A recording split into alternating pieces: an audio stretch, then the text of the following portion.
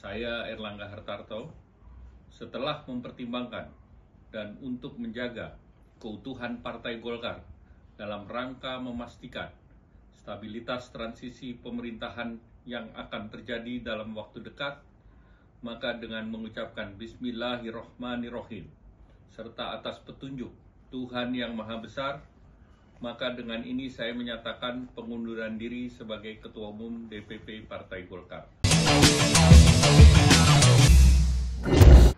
Guys, minggu ini kita dikejutkan dengan sebuah isu yang sangat menggegerkan ketika tiba-tiba Erlangga, Ketua Umum Golkar, mundur.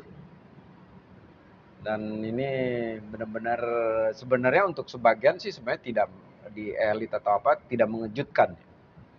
Tetapi persoalannya kemarin-kemarin masih senyap tuh, tiba-tiba aja dia mundur.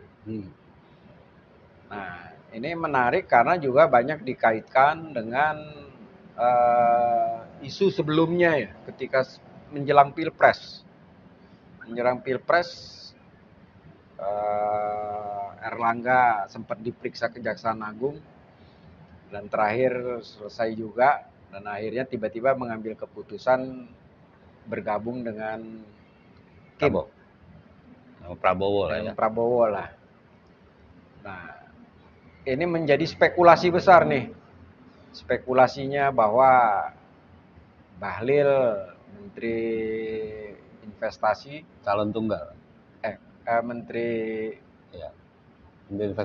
Investasi Bahlil diisukan akan menggantikan Erlangga. Dan sebagai perantaranya maka Agus Gumiwang PLT. Gimana, Le? Menurut lo, Le? Kalau gua ngelihatnya kan,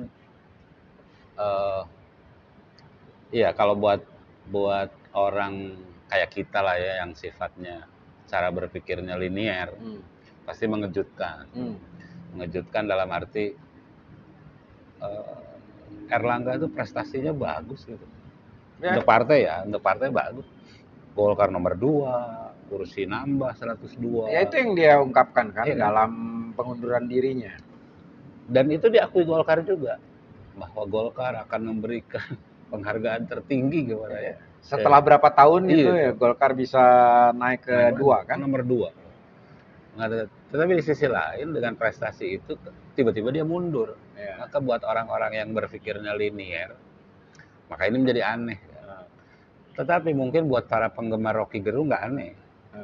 Karena Rocky Gerung kan sebelum mundur pun udah ngomong kan. Bahkan di depan Erlangga kan, ketika diundang jadi pembicara di Golkar, Rocky udah ngomong, Pak Erlangga, Anda akan diamputasi oleh Jokowi. Dia udah ngomong gitu. Yang waktu itu gambarnya viral bahkan. Erlangga kan keluar ruangan, mohon izin. Nah, cara berpikir Rocky yang tidak linear ini kan buat dia tidak aneh. Bahwa kalau kita yang tidak linear,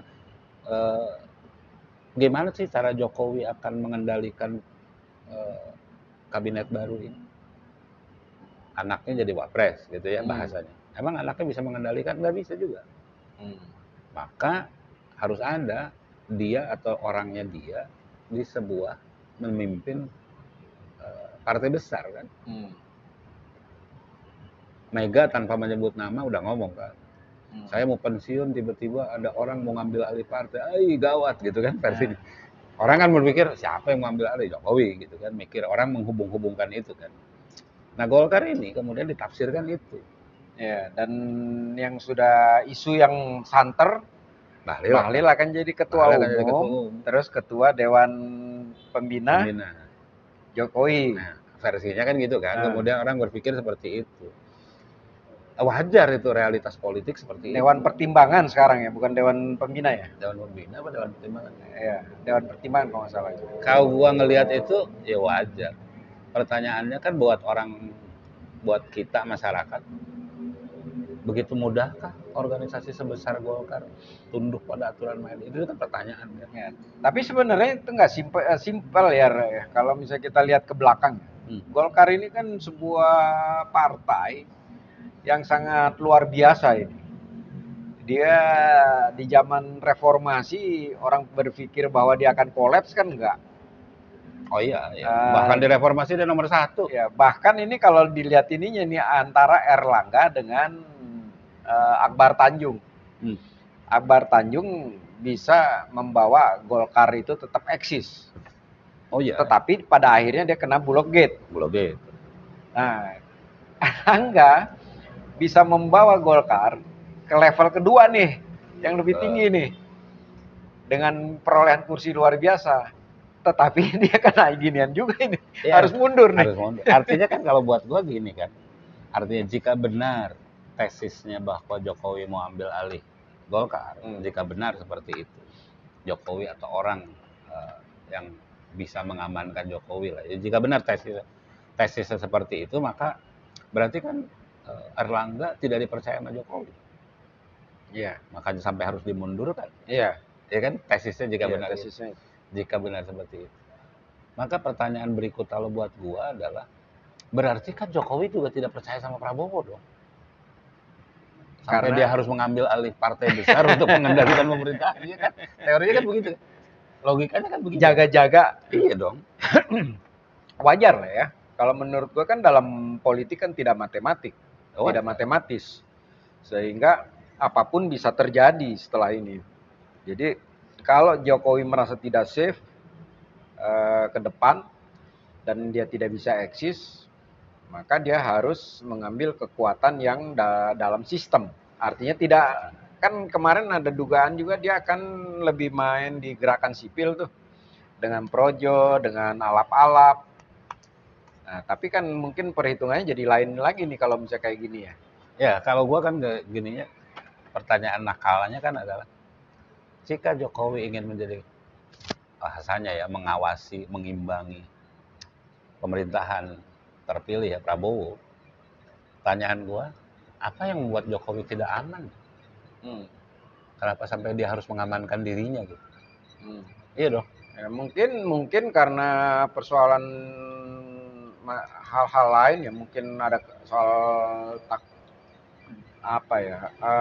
proyek-proyek fenomenalnya, terutama IKN, memastikan bahwa IKN jalan. Ya, maksud gua ngapain? Kan ini baru kali ini loh. Di pemerintahan ini kalau benar Jokowi mau baru kali ini loh. Sebelumnya Mega turun aja gitu. Prabowo SBY turun aja gitu. Iya. Artinya kan ada yang sesuatu yang ingin dia jaga kan. Iya. Menurut lu dugaan lu apa? Lazimnya politik tuh biasanya terbongkar sekian tahun kemudian. Lazimnya politik ya. Ya. Ya kan kalau ilmu kesalahan di kebijakan kayak atau apa gitu ya. Kan bisa jadi persoalan hukum di situ. Ada persoalan di tadi pengen mengamankan proyek-proyek strategis yang harus dijalankan. Nah, kalau proyek sifatnya berarti kan dia ada janji, ada utang terhadap lembaga lain. Sampai dia harus ngawasin ya. Tapi gini, ini kan di Golkar kan sendiri punya aturan main sendiri ya. Yang kedua, Golkar ini kan yang menariknya, Golkar ini memang tidak bisa lepas dari harus dekat dengan kekuasaan itu, dengan pemerintahan. Nah, yang ketiga, Golkar punya aturan main sendiri nih. Bahwa yang akan bisa mencalonkan menjadi ketua umum, dia harus pernah menjadi pengurus misalnya. Dari kriteria itu Bahlil nggak bisa tuh, dia belum pernah jadi pengurus tuh. Bahlil itu katanya pernah jadi bendahara di Papua. Oh ya, tapi ini kan masih ini ya. Tetapi yang beredar sekarang itu kan Bahlil tidak punya tuh dalam organisasi Golkar dia tidak mengurus tuh. Ya, yang versinya yang mendukung Bahlil pernah di Papua. Nah, yang kedua, kalau toh Jokowi mau masuk misalnya di Dewan Pertimbangan, di Dewan Pembina itu, ini kan ada kriteria juga nih. Sementara di Golkar itu ada syarat yang mengatakan bahwa tidak yang bisa masuk ke Golkar itu tidak bisa orang yang sudah berpartai. Terus masuk ke dia, nggak bisa tuh, nggak bisa jadi kutu loncat di Golkar. Jadi begitu misalnya dari partai lain mau masuk ke Golkar, itu udah nggak bisa tuh, Le. Kan dia tinggal mundur dulu dari PDIP. Iya, kalau toh mundur, itu nggak bisa tuh. Di Golkar ya, aturan mainnya tuh. Oh, kalau sudah mundur maju lagi gitu. Nggak bisa tuh. Nah, gampang itu. Nah, ke MK aja udah. Nah, atau mungkin di Munas kali ya. ADART-nya dirubah. ADART diubah. Munaslup. Munaslup. Nah, persoalannya juga kita belum tahu juga apakah nanti yang terjadi jangan bukan Jokowi yang masuk. Jangan Etes. Jangan Gibran. Gibran bisa aja. Kemarin kan udah keluar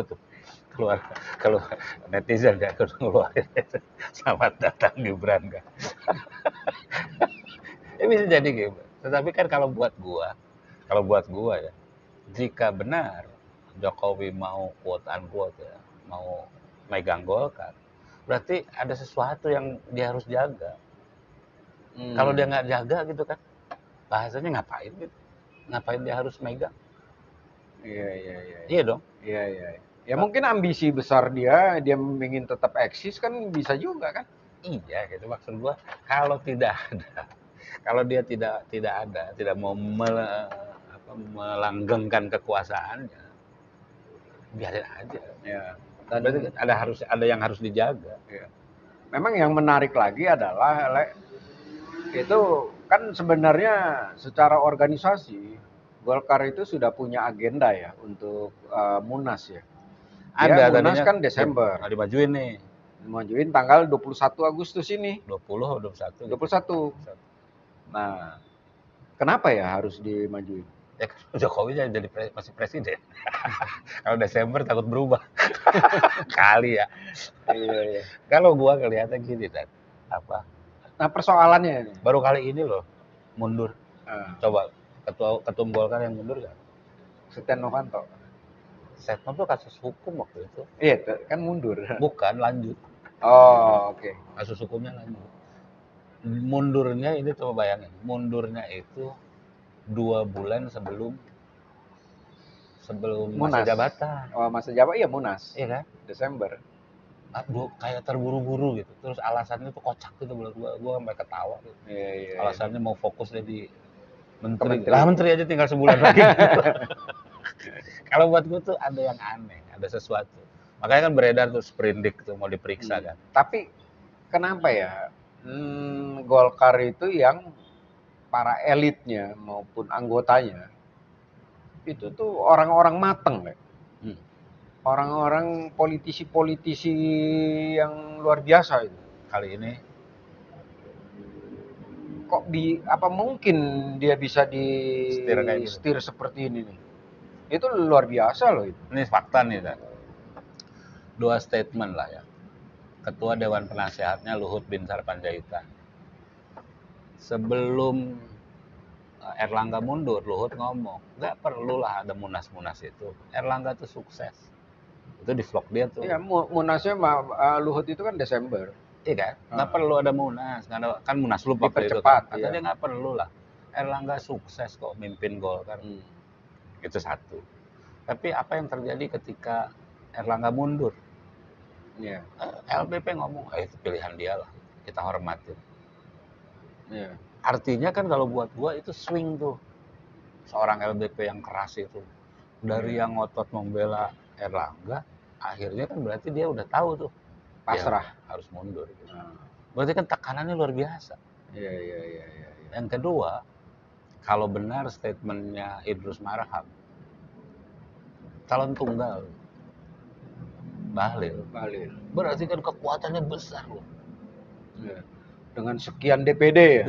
Dan kalau lihat dari pernyataannya Idrus Marham itu udah 34 DPD yang mendukung Bahlil. Artinya menurut Idrus Marham dengan 34 ini udah dipastikan tuh akan aklamasi itu. Karena tinggal sekian DPD yang akan terpengaruh dan akan memilih lawan kota kosong. Lawan kota kosong lagi dong. Iya, kata-kata kotak kosong ini lagi populer ini. Kan kalau gua gitu, bahkan kalau gua ngelihat Prabowo saja ngomongin ngelanjutin IKN didampingin sama Jokowi loh. Yeah. Di IKN kan. Wartawannya nanya, lanjutin apa enggak? Oh, saya lanjutin. Ada lagi pertanyaan, Bapak mau ngantor di IKN nggak? Saya tinggal. Artinya kalau buat gua tuh dikawal banget tuh transisi ini. Iya. Ya, artinya kalau gua ya kita lihat deh setahun ke depan. Ya, kita lihat ini dulu. Prediksi-prediksi isu-isu yang beredar ini apakah sesuai dengan isu yang berkembang pada saat nanti Munas di akhir Agustus ini nih. Ya Agustus sudah, kalau gua hitungannya Bahlil lah udah. Bahlil lah jadi. Yang lain? Cuman setelah Bahlil itu apa? Oh, Kan harus ditunggu lagi tuh. Oke. Gitu guys. Jadi menurut lo sendiri gimana guys? Apa yang terjadi hiruk pikuk di Golkar ini, golongan karya? Tapi kok lucu lo kalau netizen itu. Apa? Kata netizen, pohon beringin sih lambangnya.